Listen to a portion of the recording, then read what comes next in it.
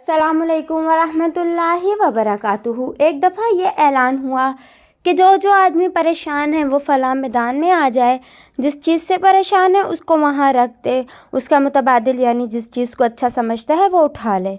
उस ऐलान को सुनकर सब खुश हो गए और मुकर्ररा दिन मैदान में पहुँच गए।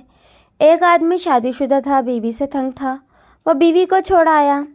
एक कवारा था, वो बीवी के बगैर अधूरा था, वो बीवी को लेकर आ गया। एक आदमी की औलाद नाफरमान थी, वो उन्हें छोड़कर आ गया। दूसरे की औलाद नहीं थी, वो औलाद लेकर आ गया। एक आदमी टीबी का मरीज़ था, सारी रात खांसता था, वो टीबी को छोड़ आया और शुगर ले आया। दूसरा शुगर का मरीज़ था, वो शुगर रखाया और टीबी ले आया। इसी तरह सब खुशी खुशी वापस आ गए। अगले दिन शादीशुदा जो बीवी को छोड़ आया था घर आया।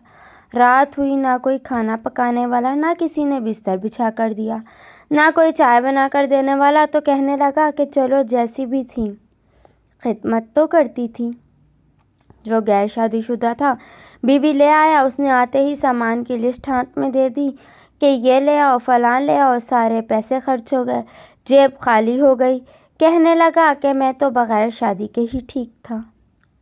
जो अपनी औलाद को छोड़ आया था वो भी ऐसे ही परेशान हुआ कि जैसे भी थी नाफरमान थे। कभी कभी हाल चाल तो पूछ ही लेते थे ना, कभी कोई काम ही कर देते थे। नंबर 4, जो औलाद ले आया था बड़ा खुश था।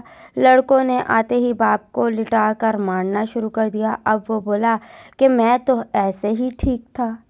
जो आदमी टीबी वाला था, सारी रात खांसता था, वो शुगर की बीमारी ले आया। सारी रात उठ उठ कर पेशाब करता, सर्दी थी, बड़ा परेशान हुआ और कहा कि टीबी ही ठीक थी। चाहे सारी रात खांसता था लेकिन बिस्तर में तो पड़ा रहता था। ये बार बार का उठना, सर्दी में जाना बड़ा मुश्किल है।